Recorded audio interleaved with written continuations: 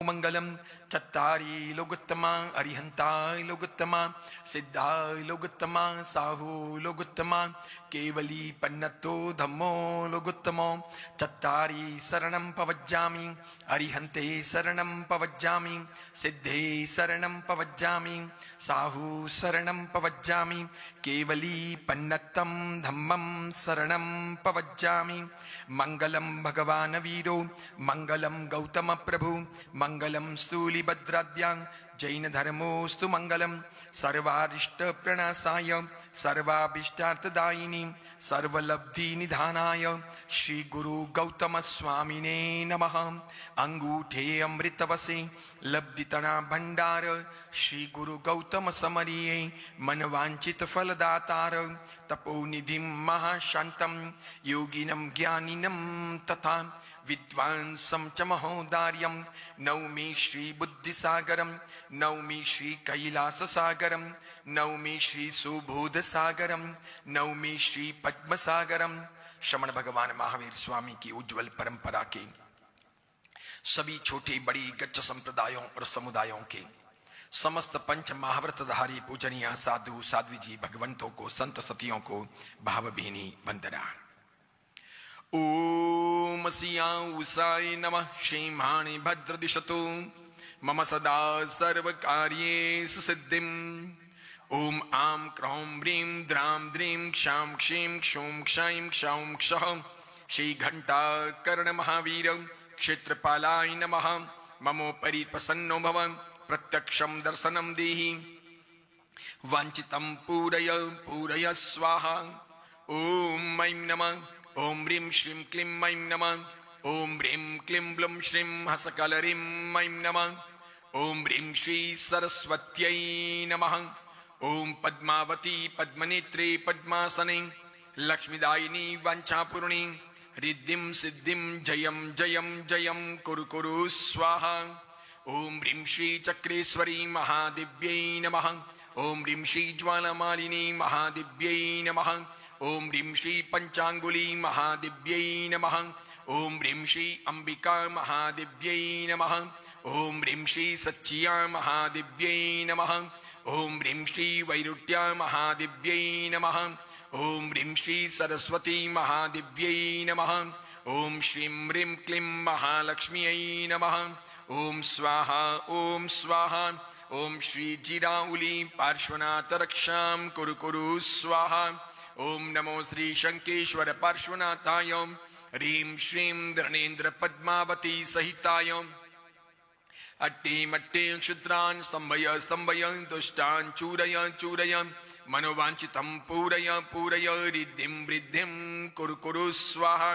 ओम ह्रीं श्रीं अर्हं नम्योनपस विसहर वसः चिन्फुलिंग ह्रीं श्रीं नमः स्वाहा। ओम नमो नमो राम ह्रीं ह्रूं रः य श ह्रीं फट् फट् स्वाहा। ओम सूर्य सोमांगार बुध बृहस्पति शुक्र शनिश्चर राहु केतव सर्वग्रह मम सानुग्रह भवन्तु स्वाहा। ओम इंद्राग्नि यम नैऋत वरुण वायु कुबेरेशान ब्रह्मणागेति सर्वे दश दिक्पाला मम सानुग्रह भवन्तु स्वाहा। ओम भवन वैवानवंतर जुईसवासी विमानवासी जेके दुट्ठ देवा ते सव्वे उपसमन्तु मम स्वाहा। ओम रोग जल जलन विसहर चौरारी मैन्द गैरण भयाईं पास जिन नाम संकीर्तनेन पसमन्ति सव्वाईं स्वाहा।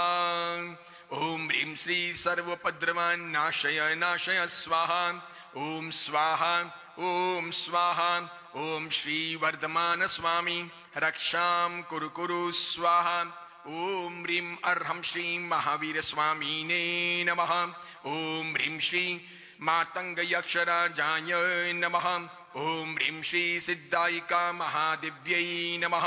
ओम ह्रीं नमो भगवो गोयमस्य सिद्धस्य बुद्धस्य अक्षिणं महानसस्य लब्धि संपन्नस्य भगवन् भास्कर मम वाञ्छितं पूरय पूरय कल्याणं कुरु कुरु स्वाहा। ओम ह्रीं श्री महाकाली महादिव्यै नमः। ओम ह्रीं श्री गोमुख अक्षराजाय नमः। ओम ह्रीं श्री कपर्दी अक्षराजाय नमः। ओम ह्रीं श्री विमलेश्वर अक्षराजाय नमः। ओम ह्रीं श्री पार्श्व अक्षराजाय नमः। ओम ह्रीं श्री धरणेन्द्र नागराजाय नमः। ओम ह्रीं श्री गणिपीठक अक्षराजाय नमः।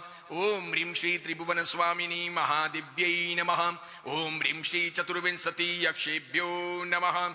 ओम ह्रीं श्री चतुर्विंशति अक्षिण्येभ्यो नमः। ओम ह्रीं श्री चतुष्षष्टि सुरेन्द्रेभ्यो नमः। ओम ह्रीं श्री चतुष्षष्टि योगिनीभ्यो नमः। ओम ह्रीं श्री षोडश विद्यादेवीभ्यो नमः।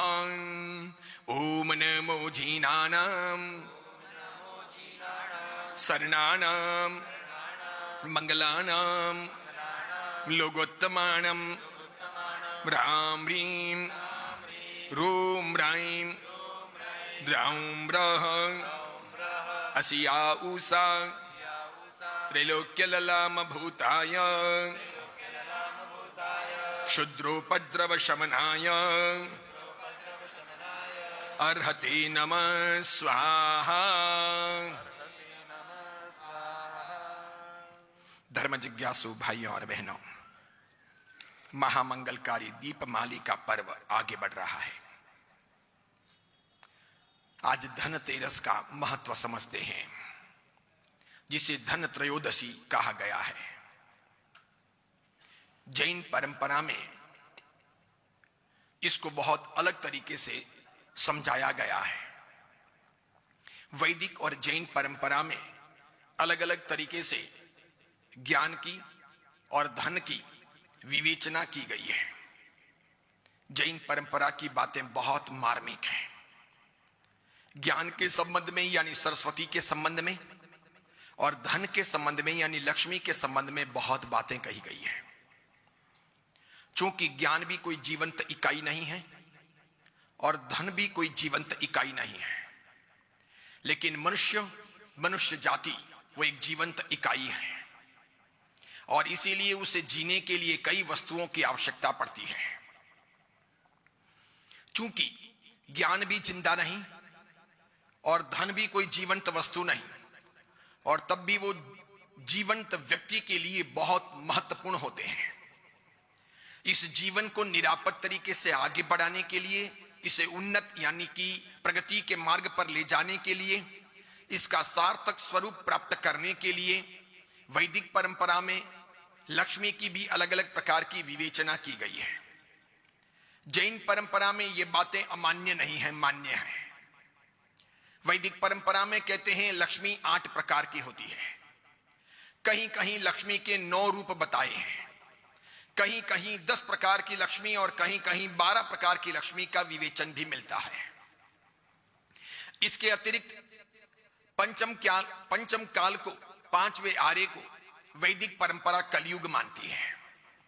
सतयुग यानी अच्छा युग, सात्विक शक्तियों का आदान प्रदान। सतयुग यानी सदाचारियों का जीवन और ऐसे महापुरुषों का आगमन, जिसे हम अपने तरीके से तीसरा और चौथा आरा मान सकते हैं।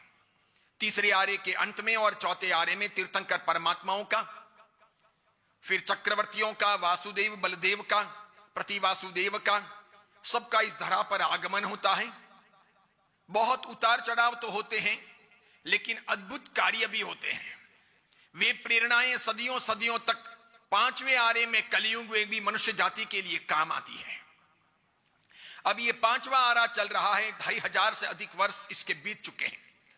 21,000 वर्षों का ये है, यानी करीब छोटे मोटे तौर पर अगर देखें तो 18,500 करीब वर्ष अभी बाकी है। उसके बाद में पंचम आरा पूरा होगा, छठा आरा प्रारंभ होगा। कल मैंने आपको बताया था कि एक साधु, एक साध्वी, एक श्रावक और एक श्राविका होंगे 5वें आर्य के अंत तक। तब तक जिन शासन की यह परंपरा जीवंत रहेगी। उस समय तक 10वें कालिक सूत्र, अनुयोग द्वार, फिर आवश्यक सूत्र यानी जो हम प्रतिक्रमण, सामायिक इत्यादि में बोलते हैं वे सभी, और नंदी सूत्र, ये 4 आगम ग्रंथ, ये सभी सूत्र बचेंगे। बाकी लगभग सभी समाप्त हो जाएंगे। भगवती हो, उत्तराध्ययन हो, आचारांग हो, सभी धीरे धीरे साहित्य का, ज्ञान का, आगमों का विच्छेद हो जाएगा। जब पंचम काल का अंतिम समय आएगा, आखिरी समय, जब आचार्य दुप्प सहसुरी जी महाराज पधार रहे होंगे, तब ये चारों मौजूद होंगे। वो अंतिम सम्यक्तधारी आत्मा सबसे पहले साध्वी फाल्गुश्री, जो अंतिम साध्वी जी होगी, उनका पदार्पण होगा। उसी समय नागश्री, जिसका दूसरा नाम है सत्यकी, वो महिला होगी सुश्राविका, उसका भी स्वर्गवास होगा। उसके बाद में जिनदास नागिल नामक श्रावक होंगे, वे जाएंगे। करीब मध्याह्न के बाद में आचार्य भगवंत श्री दुप्प सहसुरी जी महाराज साहब का पदार्पण होगा।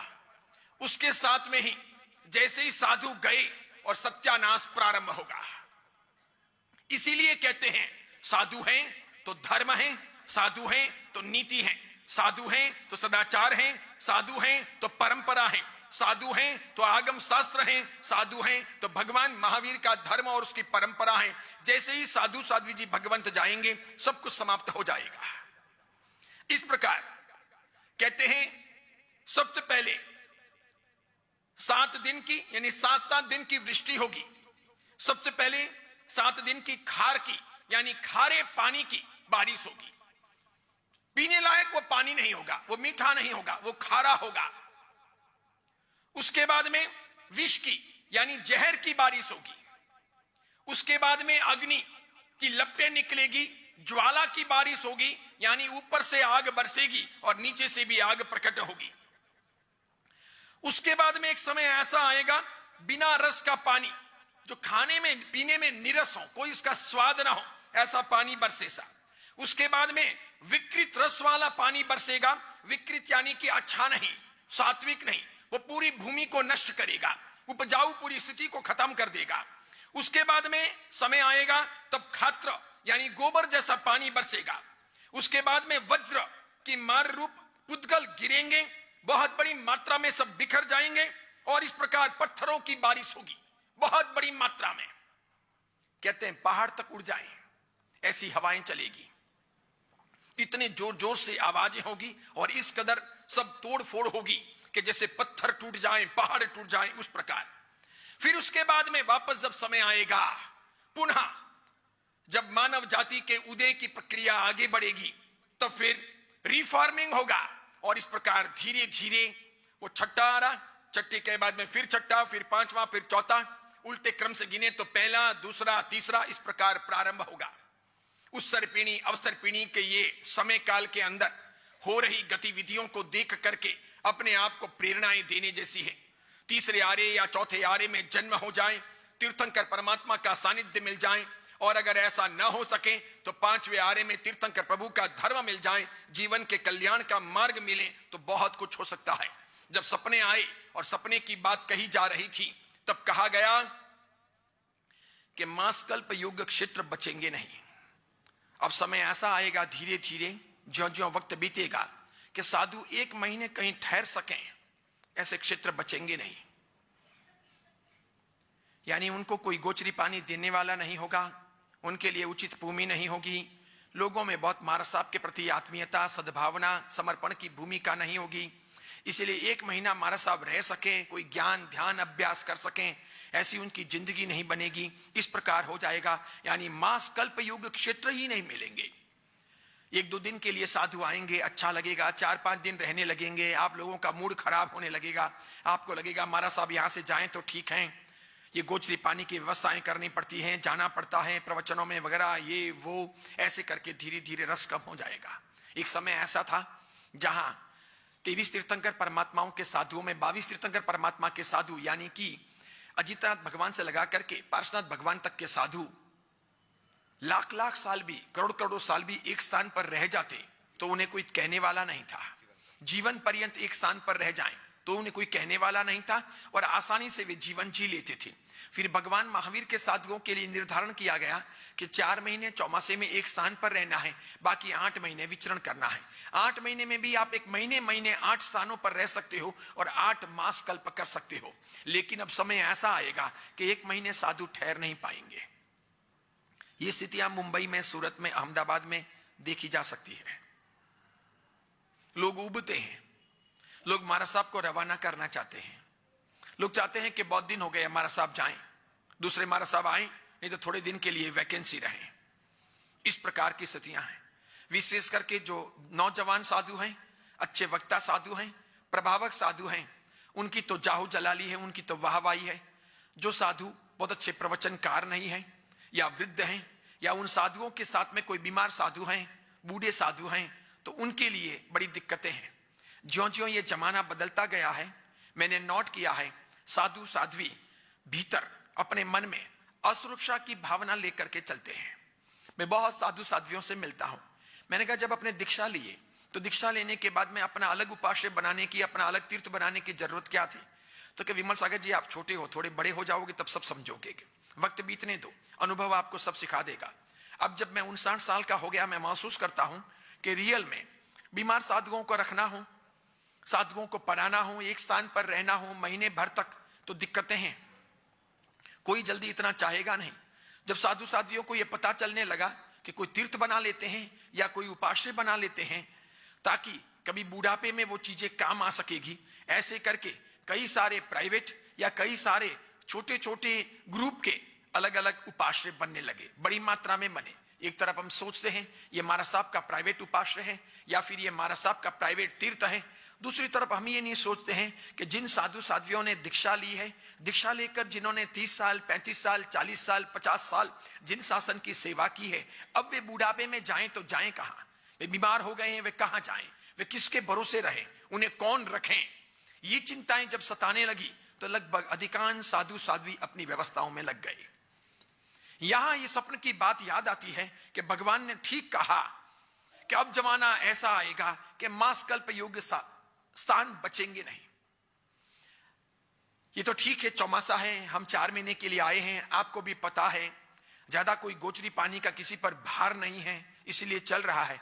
अगर शेष काल में कोई महाराज साहब आ गए हों और 1 महीने एक सोसाइटी में या एक ही एरिया में रह गए हों और रोज रोज आपके यहां पर गोचरी पानी आना जाना हो, तो बताइए कि आपकी मनस्थिति क्या होगी, आपकी भावनाएं क्या होगी, आपकी उत्सुकता कितनी होगी, आपकी श्रद्धा कितनी होगी, आपकी भक्ति कितनी होगी। आप क्या सोचते हो? आप वासक्षेप चाहते हो, आप मंगलिक चाहते हो, आप चमत्कार चाहते हो, आप यंत्र चाहते हो, आप पूजन चाहते हो, आप कोई रक्षा पोटली चाहते हो, कोई अर्घ्य चाहते हो, उसके सिवाय कोई विशिष्ट आशीर्वाद चाहते हो, महाराज साहब के पगलिए चाहते हो, कोई घंटाकर महावीर माणिभद्र पद्मावती या फिर अन्य कोई गौतम स्वामी नवग्रह इत्यादि की शांति और उनके द्वारा अपने जीवन की उन्नति चाहते हो।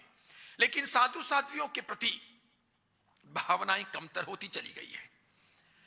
आगे कहते हैं अब लोच करने वाले साधुओं की संख्या भी घटेगी। अभी तो बहुत बड़ी मात्रा में साधु साध्वी जी लोच करवाते हैं, केस लुंचन करवाते हैं। इसमें हजारों की तादाद में ऐसे साधु साध्वी जी हैं जो वर्ष में 2 बार लोच करवाते हैं। राजमार्ग के तौर पर वर्ष में 2 बार लोच करवाना चाहिए, हर 6 महीने में 1 बार। तो बाल बहुत ज्यादा बढ़ेंगे भी नहीं, खराब लगेंगे भी नहीं, बेजुबावरे जैसे भी नहीं लगेंगे, फैशनेबल भी नहीं लगेंगे। ज्यादा नहीं बढ़ेंगे तो उसमें बहुत पसीना नहीं होगा, पसीना कम होगा तो फिर डैंड्रफ नहीं होगा, जुएं नहीं पड़ेगी, दिक्कतें नहीं होगी, परेशानी नहीं होगी, साधना भी होगी और सरलता पूर्वक जीवन यापन हो सकेगा।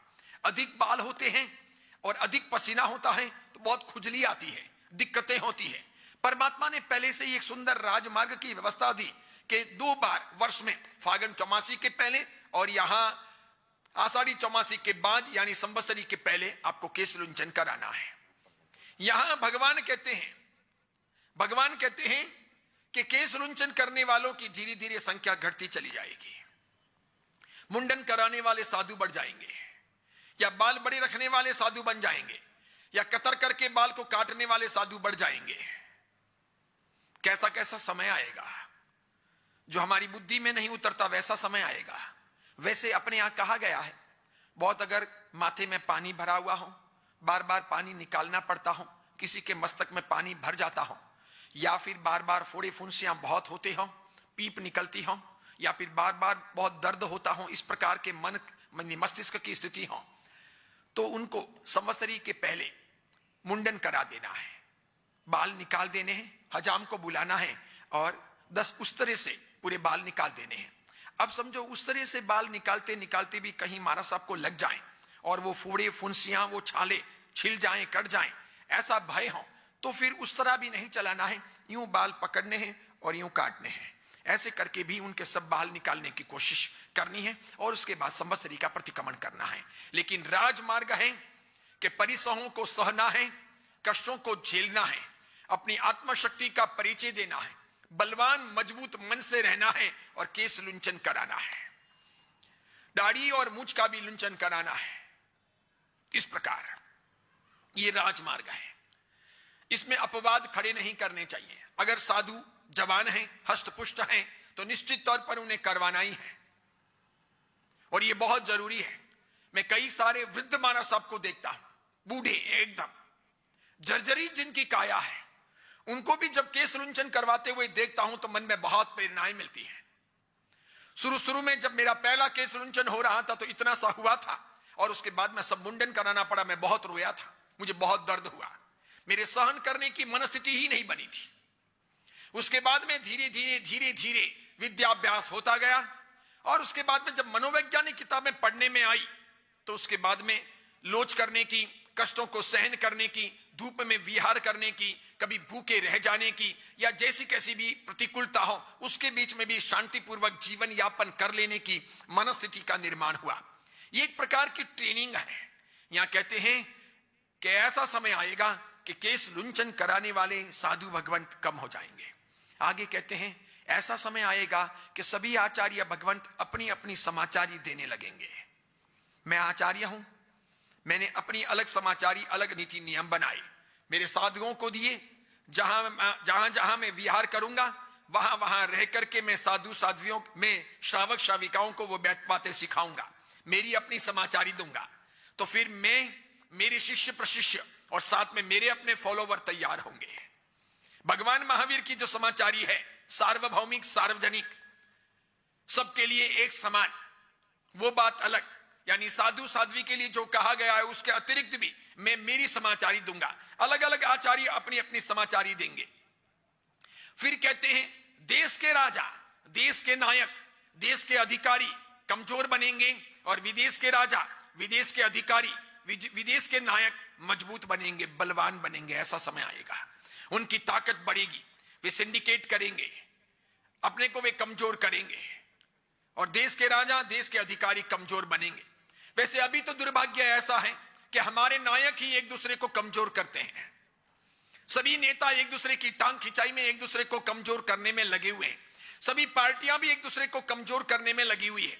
अभी मिलजुल करके राज करने का जमाना चला गया और मिलजुल करके राष्ट्र की रक्षा करनी या मिलजुल करके राष्ट्र का उदय या उन्नयन करना, यह भी एक तरफ रह गया। तो भगवान की बात बिल्कुल सही सिद्ध हो रही है कि बाहर के लोग मजबूत बनने लगेंगे, ऐसी परिस्थितियां बनेगी। हो सकता है अभी आप वर्तमान श्रीलंका या बांग्लादेश या नेपाल या अफगानिस्तान या पाकिस्तान या पास में रहे हुए चीन या फिर अन्य कोई आसपास के देशों को देख करके ये आकलन न भी कर पाए। और अभी अमेरिका के ट्रंप की स्थिति, उधर रूस के पुतिन की स्थिति, उन सबको देख करके आप लगे कि हम मजबूत हैं, या फिर यहां मोदी हैं, बहुत जोरदार इनकी विदेश नीति है, डिप्लोमेटिक इनका अपना नजरिया है, इस प्रकार अपने समझे भी सही, तब भी वक्त बदलने में बहुत समय नहीं लगता। आप में से कितने लोग राजनीति जानते हैं पता नहीं। अगर भूतकालीन हम इतिहास पढ़ें, मोहम्मद गोरी का, मोहम्मद गजनी का, उनके आगमन का, उनके मारकाट का, उनके छीनने झपटने का, या फिर पृथ्वीराज चौहान का, इसके बाद में मुगल काल का हो, लोधी का हो, खिलजी का हो, या फिर सुल्तान वंश का हो, सबका, उसके बाद में अंग्रेजों का हो, पुर्तगालियों का हो, या फिर फ्रांसीसियों का हो। इधर देखो तो अपने महाराणा प्रताप के जमाने का हो, राणा कुंभा हो, राणा सांगा हो, या फिर छत्रपति शिवाजी हो, कित्तूर की रानी चेन्नम्मा हो, या फिर अन्य कोई महापुरुष इधर पैदा हुए हो। उधर देखें तो झांसी की रानी हो, ऐसे कई सारे। सुनकर के आप आश्चर्य करोगे, आपके मेरे जन्म के जमाने में, आपके मेरे जन्म के जमाने में अफगानिस्तान पर शुद्ध हिंदू राजा शासन करता था। वहां के प्रधानमंत्री हिंदू थे। यह कब की बात है? 1960 के आसपास की बात है। 35 से युग चला था, उसके पहले तो था ही। और वहां बिल्कुल हिंदू लो काम करता था, कोई मुसलमान अधिक थे नहीं, मुट्ठी भर थे। पूरा राज्य शासन, बड़ी मात्रा में ट्रेड, अफगानिस्तान तक जैन साधु साध्वियों का और हिंदू सन्यासियों का आवागमन होता था। चतुर्मास होते थे, बड़ी मात्रा में वहां मंदिर थे। वहां से कोई भी चीज बिना किसी रोक टोक के यहां आती थी, यहां से वहां जाती थी। उसके लिए कोई वीजा वगैरह, कोई पासपोर्ट वगैरह नहीं था, बिंदास आना जाना होता था। आज क्या स्थिति है? इससे पहले जब रूस अपनी सेना भेज चुका था अफगान पर, तब क्या स्थिति थी? फिर अमेरिका ने चीटिंग की, तब क्या स्थिति थी? फिर रूस को औंधे मुंह की खानी पड़ी, भारी नुकसान करके अपनी सेना वापस बुलानी पड़ी, तब क्या स्थिति थी? फिर अमेरिका ने वहां की सत्ता को सब संभाला, बराबर प्रश्रय दिया, तब फिर यह काम रूस ने किया कि अब अमेरिका को लूज किया जाए, तब क्या स्थिति थी? आखिर हार करके, जिस प्रकार इतना मुंह करके रूस रवाना हुआ था, इतना मुंह करके अमेरिका भी रवाना हुआ। फिर तालिबानी आए, अब वे बैठे हैं। अब पाकिस्तान और अफगानिस्तान के बीच में जो लड़ाई चल रही है वो हिंदुओं की नहीं है, वो सिखों की नहीं है, वो ईसाइयों की नहीं है, वो यहूदियों की नहीं है, वो मुसलमानों की आपसी है। समझ रहे हैं आप? यहां पर भी भारत में जितनी भी पार्टियां हैं, इनमें से अधिकांश पार्टियों के राजनेता हिंदू हैं, लेकिन कोई किसी को सफल होने देना नहीं चाहते, आगे बढ़ने देना नहीं चाहते। अलग अलग प्रकार की कूटनीति है, सब एक दूसरे को गिराना चाहते हैं। अब जब दो नायक आपस में एक दूसरे को गिराने की कोशिश करते हो, तो फिर इन दोनों का तमाशा दूसरा कोई देखता है और वो बलवान बन जाता है। सिंडिकेट इसी प्रकार होती है, दूसरे इसी प्रकार मजबूत होते हैं। मैं तो खाली आपको प्रारूप समझा रहा हूं। यहां कहते हैं विदेशी राजा, विदेशी सत्ताएं, विदेशी अधिकारी मजबूत बन जाएंगे, वो जमाना आएगा। और आपके अपने देश के राजा, देश के नायक, देश को चलाने वाले लोग कमजोर हो जाएंगे, क्योंकि वे अंदर अंदर लड़ेंगे, वे बिखर जाएंगे, एक दूसरे पर विश्वास नहीं करेंगे। फिर कहते हैं आर्य देश के राजा, उनका बल अल्प होगा, और अनार्य देश के राजा, उनका बल अति होगा। आर्य देश यानी अपना देश, इनके राजाओं का, अधिकारियों का बल, उनकी शक्ति वो कम होगी, अल्प होगी, और उनकी शक्ति ज्यादा होगी। उसी प्रकार कहा है कि मिथ्यात्वी देवी देवताओं का प्रभाव बढ़ेगा और सम्यक्त्वी देवी देवताओं का प्रभाव घटेगा। अब समय वो आएगा, मिथ्यात्वी देवी देवताओं का प्रभाव बढ़ेगा, उनके चमत्कार बढ़ेंगे, उनका नाम बढ़ेगा, उनके स्थान बढ़ेंगे, उनको मानने वाले लोग बढ़ेंगे, और सम्यक दृष्टि, समकीर्ति देवी देवताओं का प्रभाव घटेगा। यानी कि आज जो माणिभद्र जी हैं, घंटाकर्ण हैं, भैरू जी हैं, पद्मावती है, चक्रेश्वरी हैं, लक्ष्मी हैं, सरस्वती हैं, इनका जो प्रभाव है ये घटेगा और दूसरे देवी देवताओं का प्रभाव बढ़ेगा। देखिए ना आप, कहां से? अफगानिस्तान से आया हुआ आदमी बहरुद्दीन, जो पिंडारी जाति का, पूरी अफगान की पिंडारी जाति लूटफाट का ही काम करती थी। लुटेरे बनकर के ही वो भारत आए थे, भारत में बहुत जगह पर चोरी चकारी वगैरह करते थे। इसी प्रकार करीब ये बहरुद्दीन 8 साल तक सेना में रहा, झांसी की रानी लक्ष्मीबाई की सेना में। इसी का बेटा चांद मियां बाद में जासूस के तौर पर और एक पठान अफगानी डकैत के तौर पर इसे पकड़ने के लिए जब अंग्रेज पीछे लगे तो यह भाग करके अहमदनगर आया। उसके पहले उसने झांसी की रानी को मरवाने में, उसके बारे में सबूत देने में अंग्रेजों के पास महत्वपूर्ण भूमिका निभाई और अंग्रेजों से अच्छे पैसे लिए। अंग्रेजों ने पैसे देकर के उसे काम सौंप दिया था। वो बहरुद्दीन झांसी की रानी की सेना में गया, 8 साल तक रहा, बराबर जांच वांच करके अंग्रेजों को बराबर सबूत दे दिए कि इस स्थान पर छिपी है झांसी की रानी और उसके मेन सेनापति। अंग्रेजों ने सबको उड़ाया और इस प्रकार झांसी की रानी का खात्मा हुआ। लेकिन अंग्रेज जानते थे ये डकैत है, ये लुटेरा है, ये बदमाश है। उसे पकड़ने के लिए जब आए तो वो अहमदनगर में एक वेश्या के घर छिप गया। उसी वेश्या से उसको एक लड़की और एक लड़का हुआ। लड़के का नाम चांद मियां। आगे जाकर वो चांद मियां भी इस प्रकार जासूसी करता, अलग अलग जगह पर रेकी करता कि कहां आज पैसा आया है, कहां आज जान बारात आ रही है, कहां आज मामेरा हो रहा है, कहां आज पैसे जमा किए जा रहे हैं। इस प्रकार सब छोटा बच्चा था, अलग अलग जगह पर बैंकों के वहां यहां वहां सब डकैतियों के लिए सबूत जुटाता, रेकी करता, आकर के अपने पिताजी और उनके ग्रुप को ये बातें बताता। उसको भी कुछ समय के लिए जेल में रखा गया। फिर जब वो जेल से छूटा वो भागा और उसके बाद में कुछ मुसलमान लोगों ने मिलकर के उसे ले जाया गया शिरडी और वहां जाकर के उसे साईं बाबा बनाया गया। वहीं पर जीवन पर्यंत रहा। उसके बाद में उसका महिमा मंडन हुआ। उसकी कब्र थी, वो नमाज अदा करता था, वो गौमांस वगैरह भी खाता था। उसने खुद ने ये बातें अपनी किताब में लिखी है। ये जाहिर बातें हैं। जब महाराष्ट्र सरकार से पूछा गया कि बताइए कि आपके पास में इसके बारे में क्या क्या जानकारियां हैं, उन्होंने यही कहा कि शिरडी के साई ट्रस्ट से जो किताब प्रकाशित हुई है उसके अतिरिक्त हमारे पास में कोई इतिहास नहीं है। ये सब बातें सिद्ध हो गई। तब भी उसका महिमा मंडन अमर अकबर एंथोनी सिनेमा आया। इसे लाने वाले लोग, इसे बनाने वाले लोग, इस प्रकार के गीत बनाने वाले लोग और साईं बाबा को महिमा मंडित करने के लिए अलग अलग गीतों के द्वारा, अलग अलग स्थानों के द्वारा उन्हें बहुत प्रसिद्ध करने वाले लोग एक मिली जुली योजना के अंतर्गत आगे बढ़ते थे। धीमे धीमे दिन दुगुना रात चौगुना होता गया विकास और अरबों अरबों रुपए आते गए, महिमा मंडन हो गया। ये पूरा इतिहास है। अब इसमें साधना, सिद्धि, ध्यान, उपवास, कोई प्राणायाम, कोई योग, कोई जीवन का बलिदान, जीवन की पवित्रता, शुद्ध आहार, शुद्ध विचार, जीवन का कल्याण, आध्यात्मिक उन्नति, आगम शास्त्रों का या हिंदू शास्त्रों का कोई अभ्यास, कुछ नहीं। समझ गए आप?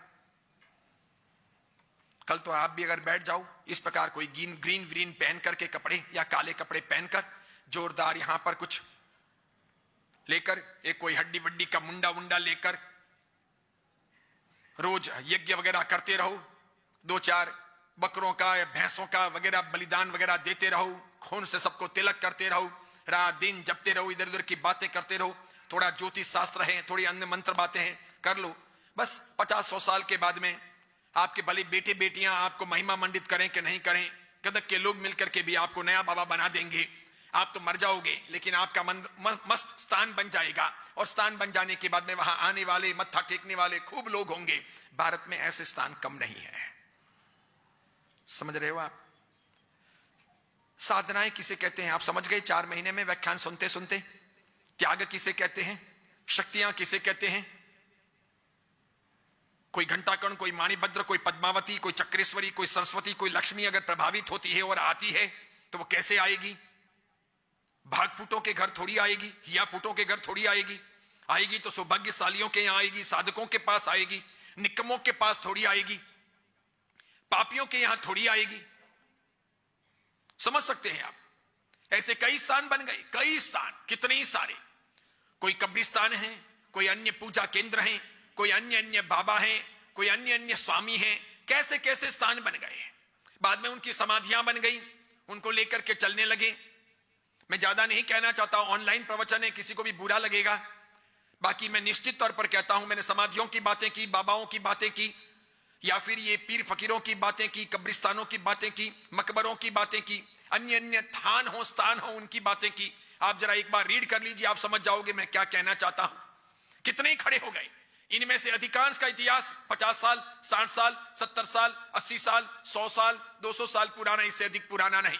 कोई 1000 साल के भी नहीं, कोई 500 साल के भी नहीं, कोई नहीं, एक भी नहीं। जैसे वैदिक परंपरा में हो गया कि कोई भी पत्थर हो उस पर सिंदूर लगा दो, चमकीला पेपर लगा दो, किसी पीपल के पेड़ के नीचे रख दो, भगवान तैयार हो गए। अतिक्रमण करना है तो अच्छी बात है, इसी प्रकार जगह रोकनी है तो अच्छी बात है। पालितना में ऐसा स्थान स्थान पर किया जाता है कि ये है वो है, कोई भी रख दो बस, और ऊपर पत्ते लगा दो चमकीले, तो मान लो कि हो गया।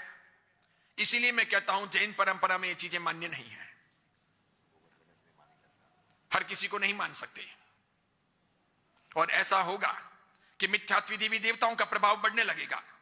उनके बारे में अलग अलग सीरियल बनेंगे, उनके बारे में अलग अलग व्हाट्सएप घूमेंगे, उनके बारे में अलग अलग बातें पढ़ने को मिलेगी। दुखी तो पूरा जमाना है। अब जिसके बेटा नहीं हो रहा बेटा चाहिए, बेटियां ही बेटियां हो रही। जिसके बेटी चाहिए बेटी नहीं हो रही, बेटे ही बेटे हो रहे।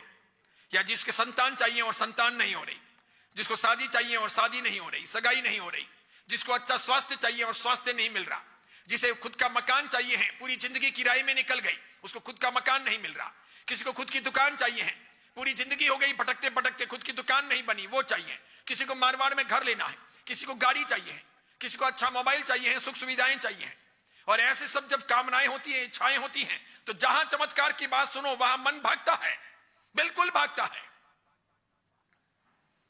अपने गदग में कितने हैं शुद्ध सम्यक दर्शनधारी, शुद्ध समकीर्ति लोग कितने हैं गदग में? कितने थानकवासी शुद्ध हैं, कितने तेरापंथी शुद्ध हैं, और मंदिर मार्ग भी भले 4-4, 5-5 मंदिर बना लिए हैं, शुद्ध कितने हैं?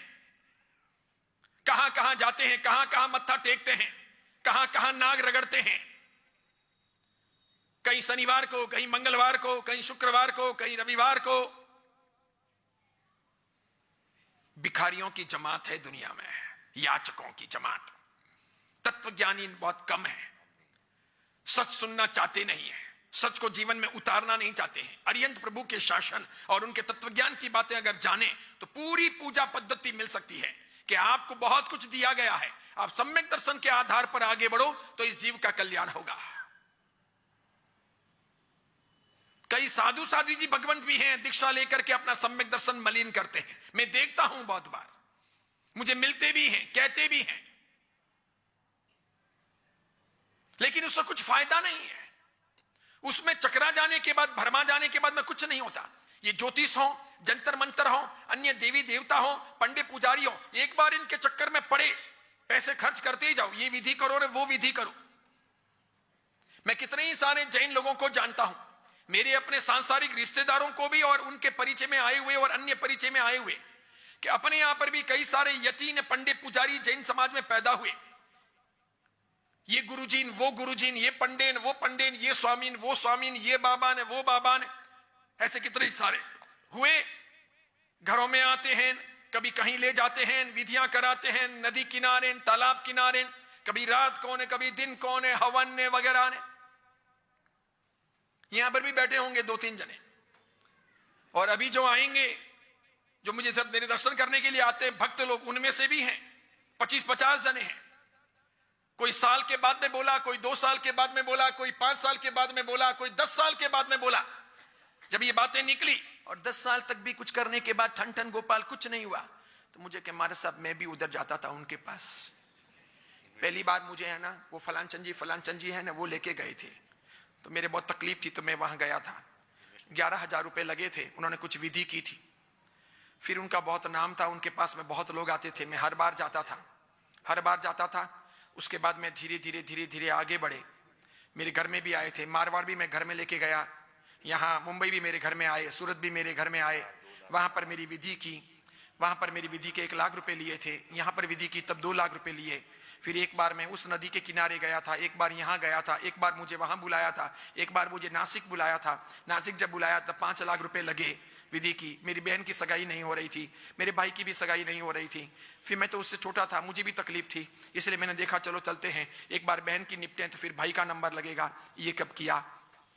दूसरे एक थे जिनकी तबियत बराबर नहीं थी, तीसरे एक थे जिनको चुनाव में खड़े होना था, तो चुनाव में खड़े होना था, टिकट तो मिल गई, लेकिन जीतने के लिए कुछ करना था, और इसके लिए उन्होंने भी पैसे किए, लगाए। कितने किए, तो कि वो एक बार उज्जैन ले गए थे, वहां 1.25 लाख लगा। फिर के एक बार यहाँ आए मारवाड़, यहाँ पर विधि की, कितने लगे, तो कि 5 लाख लगे। क्या हुआ, तो कि नहीं जीता, हार गया।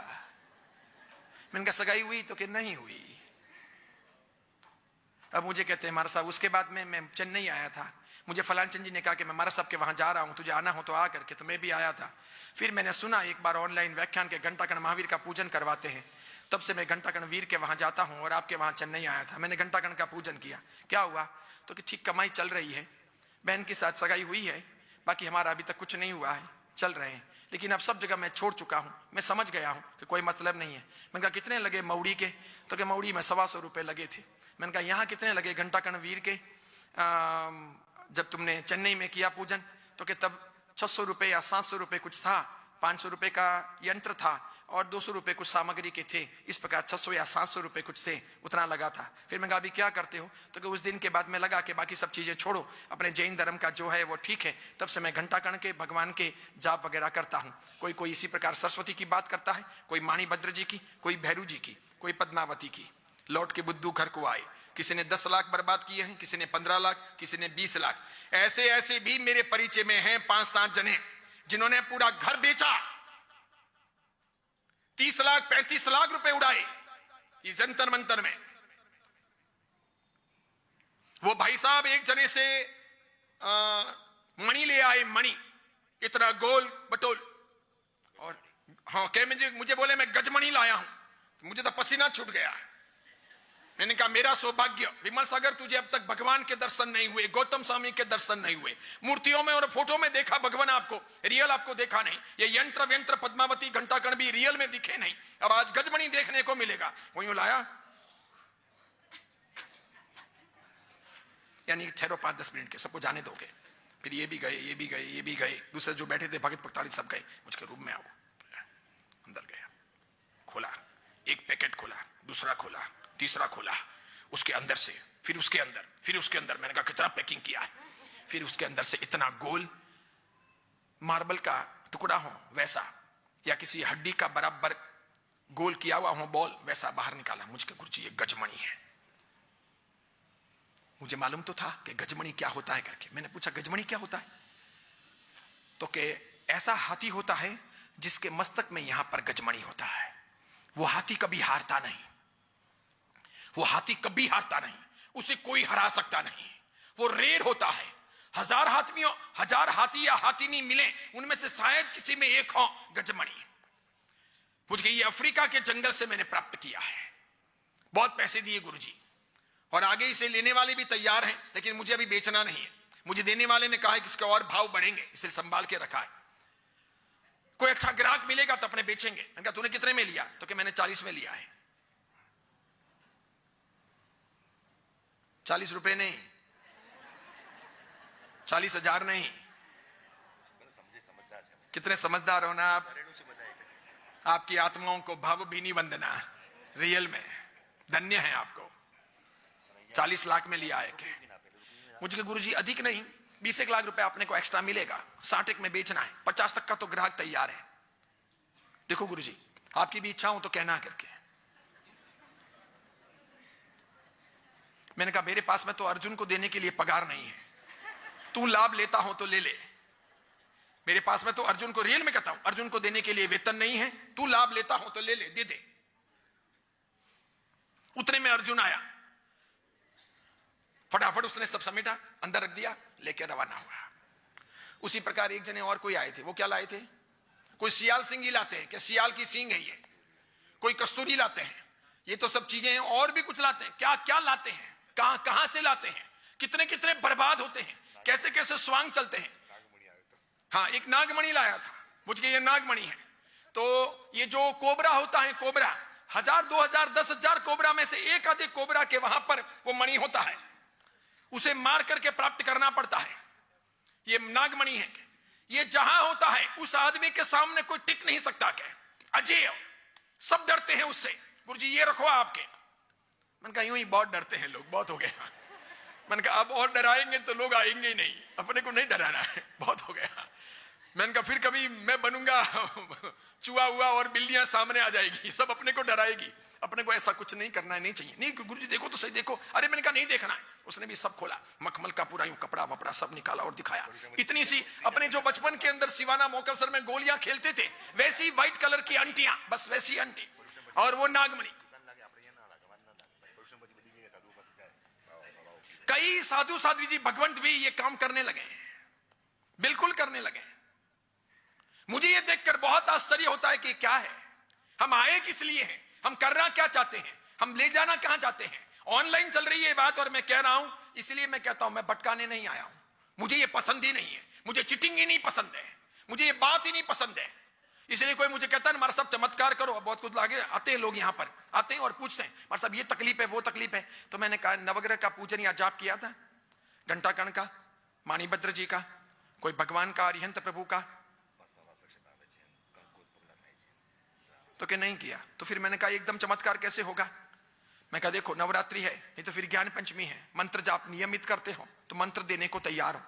एक मंत्र अरिहंत प्रभु का, दूसरा चाहो तो कोई भी शासन देवी देवता का या कुल देवी का देता हूं। आराम से जपो, आराधना करो, अपने क्लिष्ट कर्मों को काटो, आत्मविश्वास को कमजोर मत होने दो, बिको मत। अगर अंधविश्वासों में पड़ जाओगे तो कुछ नहीं होगा।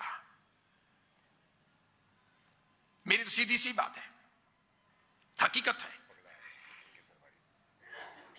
अपने को ये बैठता नहीं,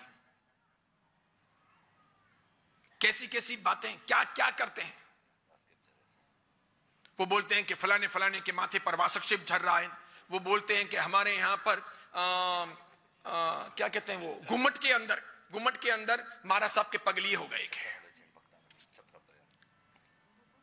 मैंने कहा महाराज साहब पगली करने के लिए उल्टे हुए होंगे, फिर कैसे घुमट को चिपके होंगे यार, ये कैसे पगलिए हुए हैं।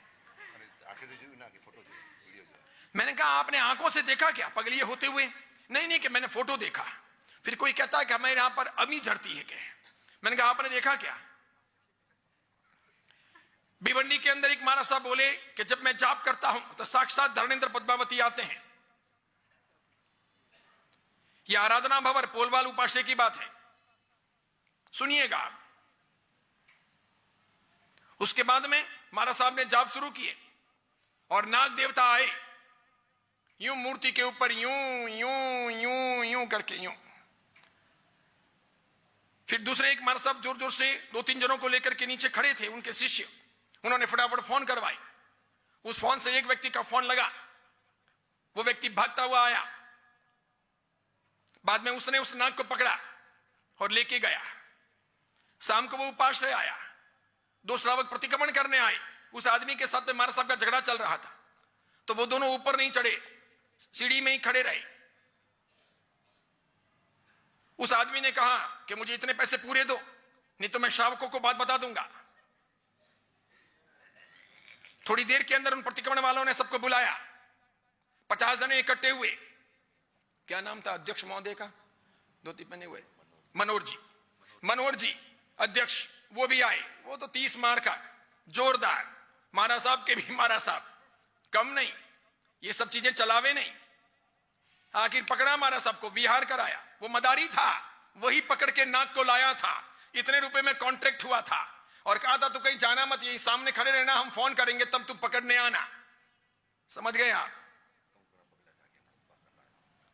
अब कहते हैं उपाश्रय के दरवाजे पर कुमकुम के पगलिए हुए गए। मेरे दिमाग में बातें उतरते हैं, कहते वासक्षेप आता है। मैंने कहा तूने देखा क्या? आते हुए देखा क्या? मुझे देखना है। कब आता है बताओ, मैं साथ में रहता हूं थोड़े दिन।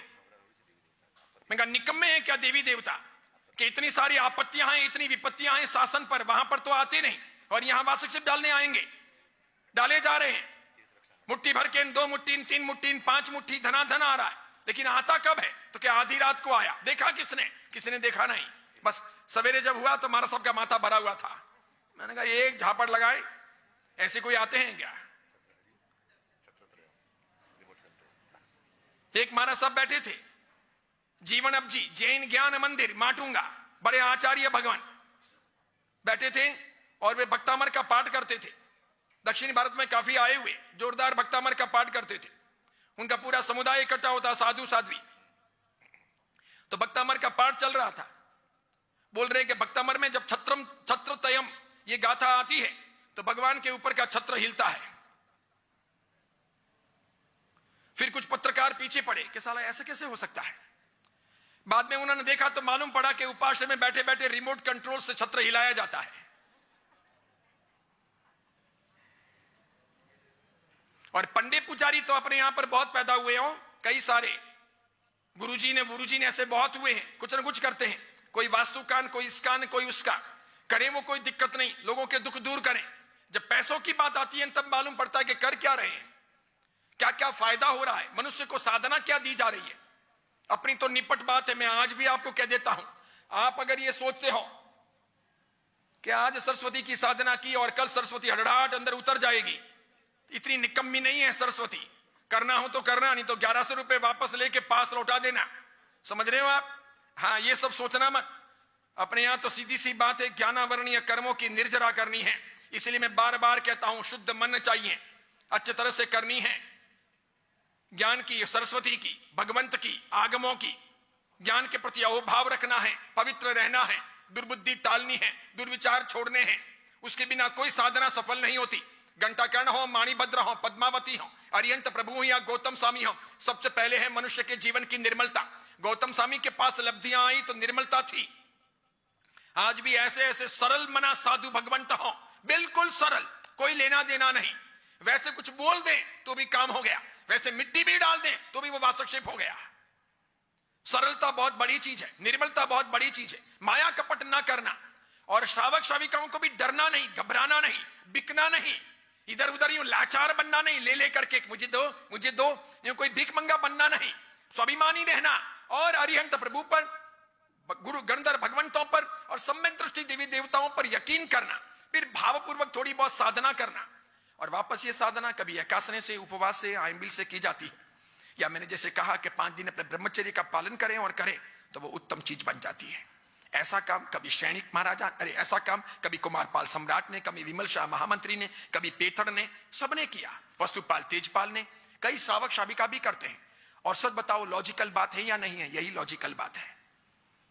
इसीलिए था कि विदेशी राजाओं का प्रभाव बढ़ेगा, देसी राजाओं का प्रभाव कम हो जाएगा, सम्यक दृष्टि देवी देवताओं का प्रभाव कम हो जाएगा और मिथ्या दृष्टि देवी देवताओं का प्रभाव बढ़ेगा।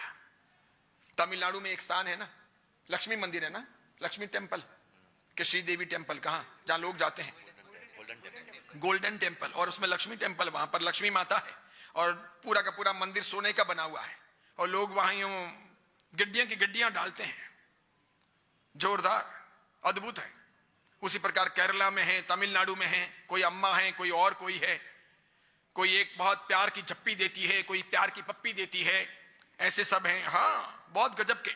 और कहते हैं वैसे अगर मिलते हैं, एक बार आती है मुंबई, कभी सायन कभी माटुंगा ठहरती है, वर्ष में 1 बार या 2 बार आती है। एक बार आती है 3 दिन के लिए, कम से कम 3 लाख 4 लाख 5 लाख लोग दर्शन करते हैं। 5 लाख को पप्पियां मिलती है, 5 लाख को झप्पियां मिलती है। बोलो आप, अपने तो समझ के परे हैं, मुझे तो ये बातें बैठती नहीं। सूर्य मंत्र की साधना हो, वर्धमान विद्या की साधना हो, ज्ञान पंचमी की साधना हो, मौन एकादशी की साधना हो, पोष दशमी की साधना हो या नवपद की साधना हो, अपने यहां पर तो साधना में सिद्धि के लिए पवित्रता चाहिए, निर्मलता चाहिए, देव गुरु धर्म की उपासना चाहिए, शुद्ध श्रद्धान चाहिए, पक्का विश्वास चाहिए कि हमारा भगवान है ठीक करी। अगर मेरे भगवान से ठीक नहीं हुआ तो समझो मेरे कर्म इतने फोरे हैं कि अब किसी से भी ठीक नहीं हो सकता। मुझे मेरे कर्म धोने रहे, क्योंकि सबसे शक्तिमान मेरे अरिहंत प्रभु, तीर्थंकर प्रभु, और जब उनके प्रभाव से भी मेरा ठीक नहीं हो सका तो बस इसका मतलब यह कि मेरे बहुत प्रगाढ़ कर्म है, मैं आगे बढ़ता जाऊं इसी मार्ग पर, यही अपने लिए श्रेयस करें। इसीलिए सावधानी पूर्वक आगे बढ़ने की आवश्यकता है। लक्ष्मी की बात कर रहा था, बातें पूरी करता हूं। 8 प्रकार की लक्ष्मी, 9 प्रकार की लक्ष्मी, 10 प्रकार की लक्ष्मी और 12 प्रकार की लक्ष्मी। और कह चुका हूं सामान्य तौर पर अगर विभाजन करें तो 2 प्रकार की लक्ष्मी, एक धन लक्ष्मी और दूसरी धर्म लक्ष्मी। धर्म लक्ष्मी का मतलब हुआ धर्म चाहिए, सदाचार चाहिए, संस्कार चाहिए, नीतियां चाहिए, प्रेम चाहिए, पवित्रता चाहिए, मैत्री चाहिए, सहयोग की भावना चाहिए, उदारता चाहिए, सेल्फिशपना नहीं चाहिए, स्वार्थी मन नहीं चाहिए, सरलता चाहिए। ये सब धर्म का दायरा आया। और ये है तो जीवन है, ये है तो उन्नति है, ये है तो परिवार है, ये सब चीजें हैं तो समाज है। अगर ये नहीं है तो ना परिवार रहेगा ना समाज रहेगा। प्रेम नहीं हो, विश्वास ना हो, पवित्रता ना हो, ईमानदारी ना हो, फिर उसके सिवाय धर्म ना हो, संस्कार ना हो, सदाचार ना हो, सामंजस्य ना हो, आदान प्रदान ना हो, सद्भावना ना हो, तो क्या टिकोगे, क्या जियोगे? फिर ये आने के बाद में धन लक्ष्मी, तो धन लक्ष्मी होगी तो धन आएगा, धान्य आएगा, कपड़े आएंगे, परिवार के लिए मकान आसियाना आएगा, दुकान आएगा, कारोबार आएगा। सामान्य तौर पर देखें तो 2 लक्ष्मियां हुई। और अगर 9 प्रकार से देखें तो धन लक्ष्मी, धैर्य लक्ष्मी, धान्य लक्ष्मी, सुत लक्ष्मी, शौर्य लक्ष्मी, सौभाग्य लक्ष्मी, गृह लक्ष्मी, विजय लक्ष्मी और आरोग्य लक्ष्मी। ये 9 प्रकार की लक्ष्मी। धन लक्ष्मी विटामिन एम, उसके बाद में धैर्य लक्ष्मी यानी पैसेंस, सहनशीलता, शांति, अधीरता ना हो, वेवरिंग ना हो, चंचल ना हो, स्थिर बने, वो चाहिए। क्योंकि धन आ गया और स्थिरता नहीं आई, धन आया और धैर्य नहीं आया, धन आया और शांति नहीं आई, धन आया और पैसेंस नहीं आया, तो सब बर्बाद हो जाएगा। अब धन आया और धीरता भी आई, धैर्य भी आया, लेकिन धान्य नहीं आया, अनाज नहीं मिला, खाने पीने के इंतजाम नहीं हुए, तो क्या करोगे?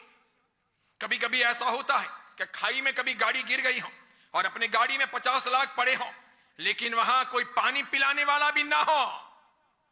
बाहर निकालते निकालते तो आपके होश हवास उड़ जाएं। अभी घटनाएं घटी थी ना, देखा आपने? गांव के लोग आए, उन्हें यह सबूत मिला कि इस प्रकार यहां से फिसल कर गाड़ी गिरी है। गाड़ी नीचे गिरी, कितने 300 साढ़े 300 फीट नीचे खाई में। फिर गांव के लोग उतरे, सेना के लोग आए, गाड़ी तोड़ी, बाहर निकाला, एक मुश्किल से जिंदा बचा, सभी मर गए। सब जिंदे थे कई समय तक,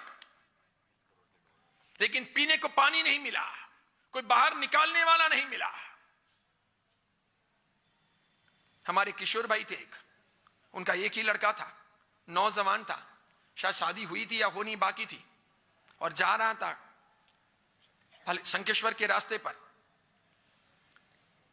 तो इधर कार जा रही है, पीछे से ट्रक आई, कार के ऊपर ही चढ़ गई। इस कदर कार और ट्रक दोनों रोड से नीचे उतरे, घास फूस में इस कदर उतरे, कार नीचे, रोड ऊपर, अरे ट्रक ऊपर। इधर से कितनी सारी गाड़ियां जा रही आ रही, जा रही आ रही, कुछ मालूम नहीं पड़ रहा। 15 मिनट तक उसने कोशिश की बाहर निकलने की, 15 मिनट तक कोशिश की बाहर निकलने की। उसने फोन लिया, उसने फोन किया, पिताजी को बताया कि ऐसे एक्सीडेंट हुआ है मेरा, और मैं इस रूट पर हूं, मैं शंकेश्वर जा रहा था, इस रूट पर हूं। और फिर नौकार मंत्र गिन रहा है, पिताजी भी कहते बेटा नौकार मंत्र गिन। फोन उसने चालू ही रखा, और नमो रिहंताणम, नमो सिद्धाणम, नमो आयरियाणम, नमो वज्जाणम, नमो लोहे सवसावणम, यूं हाथ जोड़े हुए हैं और यूं यहां से खून निकल रहा है, जोरदार लग गई है, बाहर निकल ही नहीं सकता है। इस प्रकार ट्रक ऊपर पूरी आ गई, पूरी ताकत लगी। अहमदाबाद से धनाधन क्रेनें, गाड़ियां दौड़ी, बहुत सारे लोग लगे खोजबीन की। पहले तो गाड़ी नहीं मिले कि कहां एक्सीडेंट हुआ है। ट्रक ऐसे खड़ी है कि मालूम ही नहीं पड़ता कि इस ट्रक के नीचे कोई है। ऐसे ट्रक खड़ी है, लगता है कि ट्रक नीचे उतारी है, खड़ी है, किसी की होगी, बस न गिरी है, न टूटी है, न फूटी है, कुछ नहीं। बहुत देर के बाद में खोजबीन की तो मालूम पड़ा कि अरे ट्रक के नीचे कार है। फिर उठाई गई, ट्रक को उठा के निकाला, कार में से मुर्दा बाहर निकला। उस जमाने में किशोर भाई मांगरोल के रहने वाले, उनके पास में मुंबई स्टॉक एक्सचेंज के 4 कार्ड थे, 4 कार्ड। उस जमाने में एक कार्ड की, वो ब्रोकर थे बहुत बड़े, किशोर नरोत्तम दास अमरचंद उनके फर्म का नाम था, शेयर बाजार के बहुत बड़े ब्रोकर, मेरे खास भक्त, बहुत जोरदार। वो स्पेशल मेरे लिए हेलीकॉप्टर खरीदे थे कि मैं मांगरोल आपका चौमासा कराऊंगा, every day, Bombay to Mangrol, Mangrol to Bombay. रोज स्टॉक एक्सचेंज स्टार्ट हो तब तक मुझे बॉम्बे पहुंचना है। वापस पूरा हुआ 3:30 बजे के आसपास में, वापस हेलीकॉप्टर से मांगरोल आपके पास, शाम का प्रतिक्रमण मैं आपके पास करूंगा। सवेरे आपसे पचकान लेकर या आपका थोड़ा बहुत भी व्याख्यान सुनकर उड़ूंगा, फटाक से वापस बॉम्बे आऊंगा और रवाना। किस जमाने की बात? तब मैं मुनि था, मेरा उदय काल था। मैं 1990 और 1991 की बात कर रहा हूं, तब की बात कर रहा हूं। तब मुझे ऐसे आदमी मिले थे, और इस कदर गया बेचारा वो। एक ही लड़का, लड़की भी नहीं, 4 कार्ड, और एक एक कार्ड उस जमाने में 1.5 करोड़ का था, यानी 6 करोड़ तो खाली 4 कार्ड के होते थे। आज भी नरीमन पॉइंट पर उनका बहुत बड़ा घर है, बहुत बड़ा, करोड़ों रुपयों का होगा, इस कदर। इसीलिए कुछ नहीं कह सकते, भले कितना भी पैसा हो, पानी पिलाने वाला कोई नहीं मिला। फोन से पता चलता है कि 28-29 मिनट तक फोन करने के बाद में भी वो जिंदा रहा है, 29 मिनट तक। और जब तक उसके था, लास्ट में आवाज आती है, यूं कैसे मालूम है?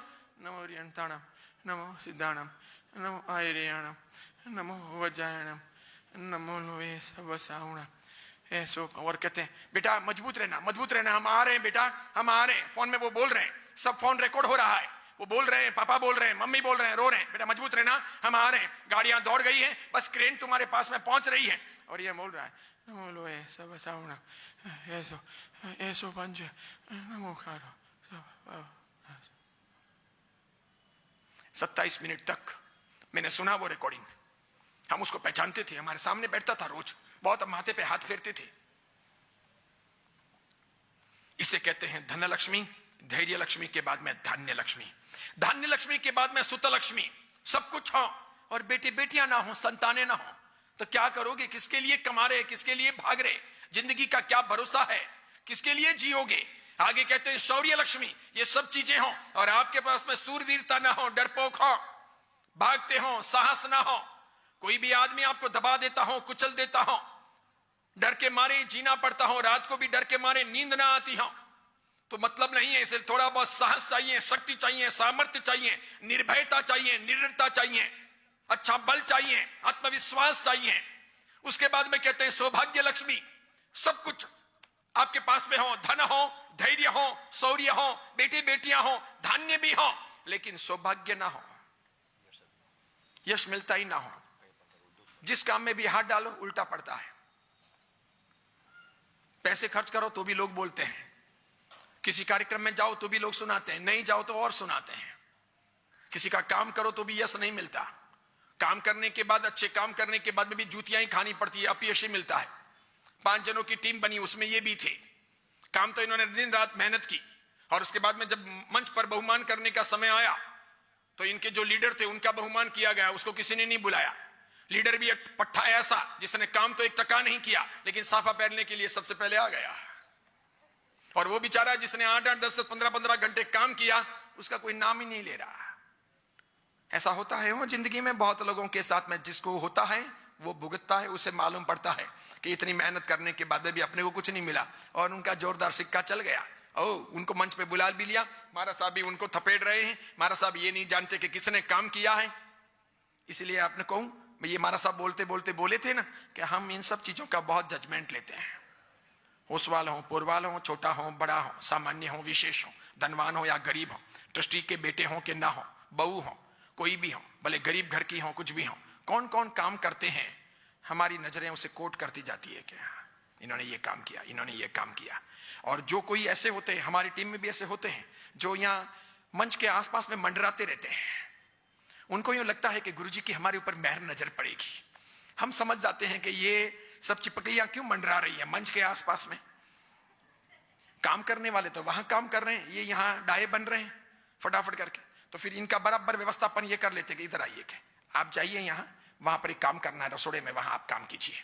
उनको कहते हैं आप इधर आइए, आप जाइए वहां, छोटे महाराज साहब उधर काम कर रहे हैं, वहां कमरे में काम कीजिए। यहां से सबकी रवानगी, ताकि उनको पता चले कि मंच के आसपास में हीरोगिरी करनी नहीं है, काम करना है। काम करोगे अपने आप पुण्य मिलेगा, काम करोगे कर्म निर्जरा होगी, काम करोगे यश मिलेगा, काम करोगे दुनिया से कुछ छिपा हुआ नहीं रहेगा, काम करो और तभी कुछ होता है।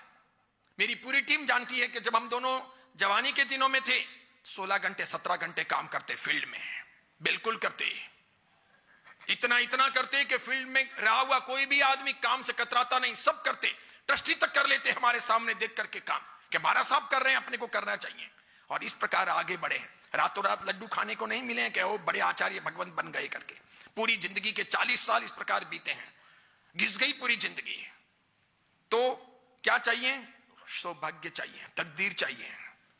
उसके बाद में गृह लक्ष्मी, ये सब कुछ हो और इनके साथ में बनता ही ना हो, दोनों का मुंह इधर हो। आज भी ऐसे ऐसे हैं, एक छत के नीचे रहते हैं, 30 साल से रहते हैं और पति पत्नी बोलते नहीं है, 30 साल से बोले नहीं है एक दूसरे को, 30 साल से एक दूसरे की नजर नहीं मिलाई है एक दूसरे ने। उस घर में 2 बेटे हैं, दोनों के बहुएं हैं, पोते और पोतियां हैं, वे सब जानते हैं कि पापा मम्मी नहीं बोलते हैं।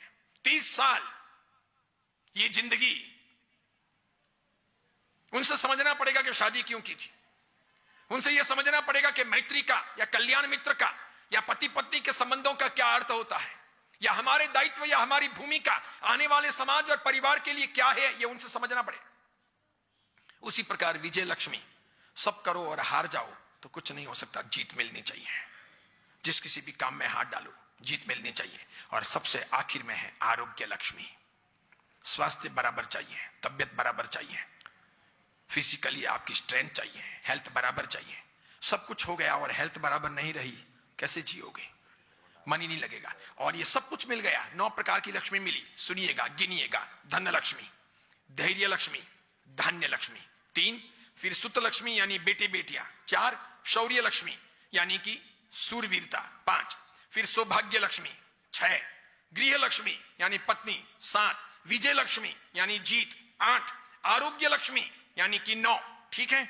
और अंत में है 10वां, अगर माने कि अगर धर्म लक्ष्मी ना मिली तो इन सब का क्या करोगे? ये सब धर्म के शरण में है, चरण में है। अगर ये लक्ष्मियां मिल गई और धर्म ना मिला तो पतन का रास्ता तैयार है।